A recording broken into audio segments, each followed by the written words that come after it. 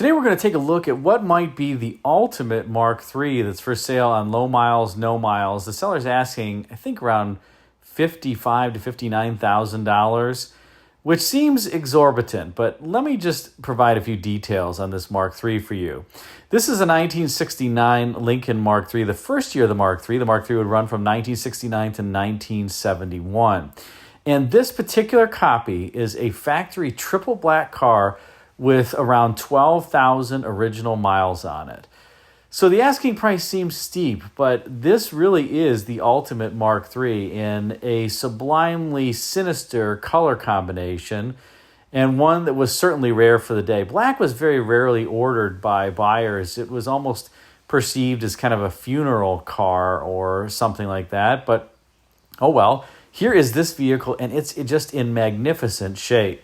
Now, the Mark III was conceived by Lee Iacocca when he basically told designers to put a Rolls-Royce grille on a Thunderbird. And while that seemed like it was, let's say, a terrible idea at first, the result was one of the most successful personal luxury coupes and would spawn the Mark IV and the Mark V that would become increasingly popular with Lincoln buyers and with buyers in general. So the Mark III was really a breakthrough product, and I guess Iacocca was right, much to the chagrin of designers.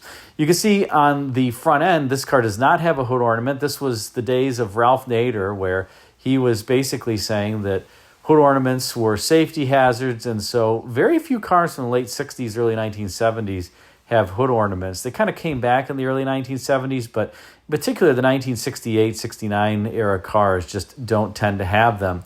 In fact, the Mark III was supposed to have a hood ornament, but it ended up losing it as a result of that Ralph Nader kind of safety, let's say, emphasis.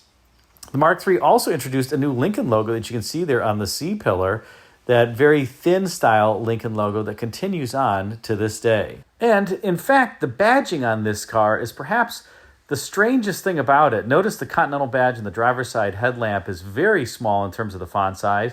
The Mark III badging behind the front wheel there at the lower portion of the fender is also super small.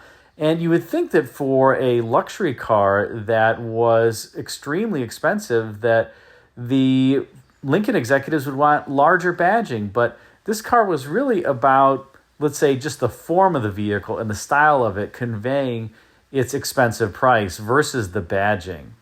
Perhaps Ford was also a little bit embarrassed or trying to sweep under the rug that they were calling this car the Mark III after already having had introduced a Mark III in 1958. There was actually the Mark III 4.5 in 1958, 59, and 60, and Ford just kind of forgot about it when they introduced this Mark III that was really more of a spiritual successor to that Continental Mark II, that beautifully styled vehicle that was produced by Lincoln for a number of years in the 50s. More specifically, that car would last only the 1956 and 57 model years, but this Mark III is just stunning, and it's not a beautiful car, but I would say it's a handsome car. It also typifies Ford styling of the period with that super flat fender. Look at the top of the fender and how flat it is, and how that flatness continues into the belt there, and then there is a little bit of a kick up at the rear.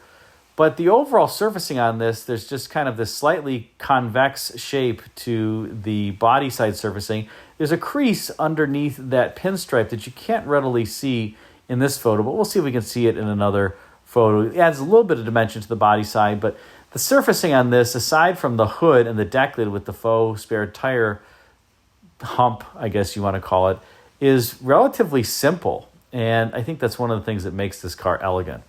Now, as we zoom in on the front end here, you can see a couple things. That crease that's below the pinstripe, you can kind of see it in this photo that runs the length of the body. That was an homage to the Continental Mark II that had that beautiful crease running down the body side. Of course, here it's elevated on this Mark III compared to its position on the Mark II. You also have these interesting wheel arches that are very narrow at the leading edge and then fatten out as they go around the wheel. Haven't really seen that on many cars before or since. And you also have, for 1969, this is the only Mark III that doesn't have the hidden wipers. It says exposed wipers that are driven off of all things, the power steering pump, which the power steering pump on this car is driven off the front end of the crankshaft. which was done on other Lincoln engines like the MEL V8s. But there's a lot of interesting engineering things in this car. They're very complicated cars, lots of vacuum from the headlamp motors to the power door locks, the automatic climate control. And then you have strange things, like I said, like the wipers that are driven off the power steering pump, something that had been done on Thunderbirds in earlier years. And while this car was based off of a four-door Thunderbird. As we rotate around to the passenger side, you can see those wheel arches again that I mentioned before. But there is something that I did want to point out in this particular angle, and that is the reproduction triple stripe white wall tires. These aren't the original tires, but the owner has had reproductions that are in the correct style placed on this vehicle. They had 2 thin stripes, 1 thick stripe, and I think they really do set the car off. This car also does have the Mark III wheel covers. These were unique to the Mark III, and they were inspired by the old school wheel covers back in the, let's call it, true classic car era that had the single nut to hold the wheel on, hence that kind of style to the wheel cover, something that would be copied not just by Ford and continued on by Ford, but also by other automakers like GM on some wheel covers for many years to come. But the original inspiration for those came from the Mark III, and the inspiration for the Mark III came from some of those classic cars like Packards that had the single nut that held the wheel on. Here, by the way, is the Mark III badging. Look how diminutive this is, but also look at how nice the body fits are on these Lincolns. These Lincolns were built at Wixom Assembly, and they were very high-quality cars, very, very, very high quality. The attention to detail, even though this was based on the Thunderbird platform, the Thunderbird was also a very high-quality car. And remember that despite being a Ford, the Thunderbird was really a luxury car back in the day. And that's how it was perceived, and for good reason. The materials, the fit and finish and everything were just excellent. And in fact, in many years, Lincoln would actually use exterior sheet metal that wasn't even produced by its own stamping plants. It was produced by the Budd Company because they could get better quality sheet metal from outside suppliers. That is how high quality these vehicles were. As we shift to the inside, you're also going to see just the attention to detail and the fine quality materials that this vehicle has. This has a super rare black cloth interior that you'll see the seats in a minute. But this is a later Mark III. You can tell that by the orange needle gauges and also the Cartier clock. The earlier Mark IIIs had neither of those. They had white needles and they did not have a Cartier labeled clock on them. So the Mark III actually had quite a few variants of the interiors. You'll see different steering wheels, different gauges, and you'll also see this car does have the embroidery on the back seat. Sometimes that's there, sometimes that's not, depending upon when the car was built.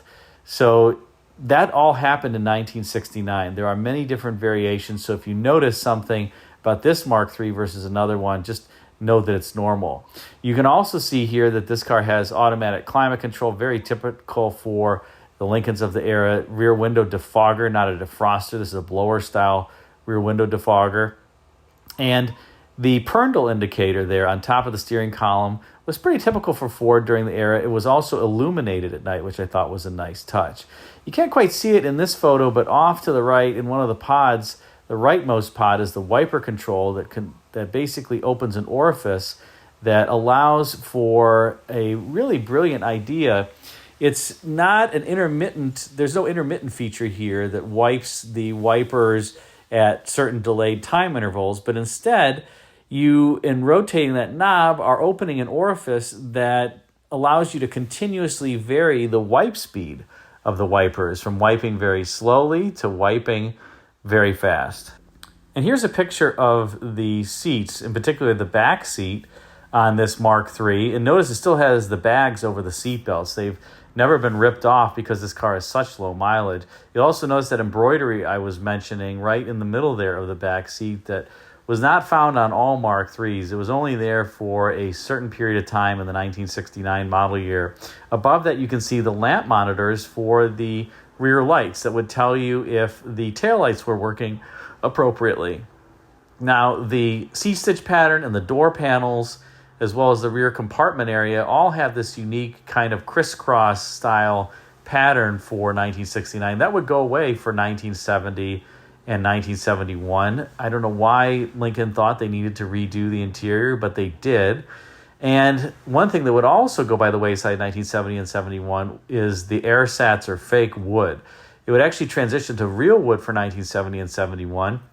Note that this wasn't a cost-cutting feature in 1969. It was because Ford wasn't wholly confident that they could have reliable quality and durability of their real wood grain. So they put a very convincing fake wood grain in the Mark IIIs for 1969, but they went to real wood in 1970 and 71. Here's a little bit more of the seating with the front seat. I actually really love the cloth. Something that you don't see in luxury cars today a lot is cloth interiors. I think it's a shame because leather has become so ubiquitous. You can get it on the cheapest car now pretty much. And, I think it's just kind of tired. Cloth can be so different in so many ways, has a different hand to it. It can look different, have different patterns in it.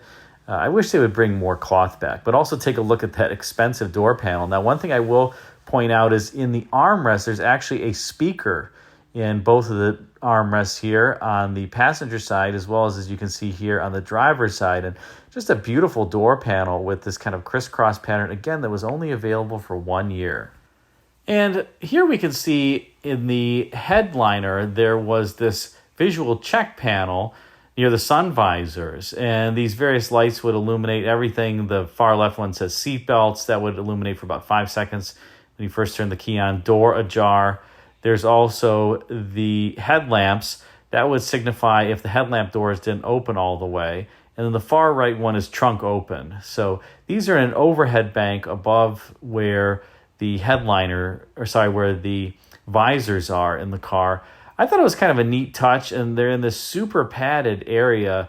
A lot of padding in this interior, including even the A-pillars are padded.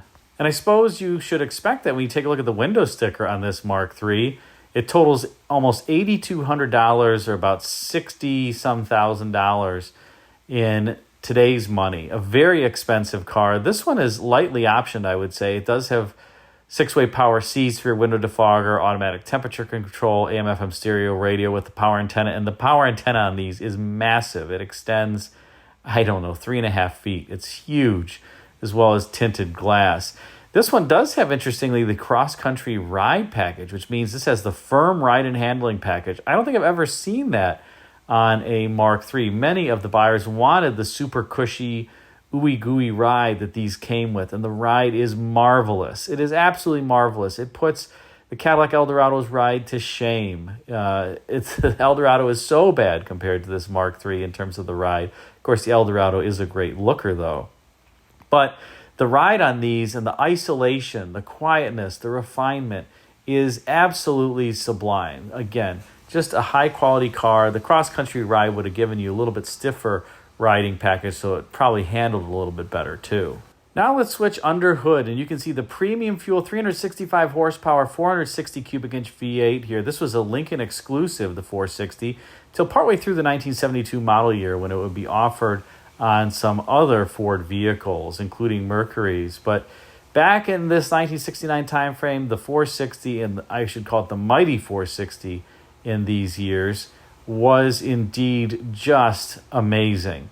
And this engine is so smooth, so quiet, so powerful, 365 horsepower, 500 pound-feet of torque.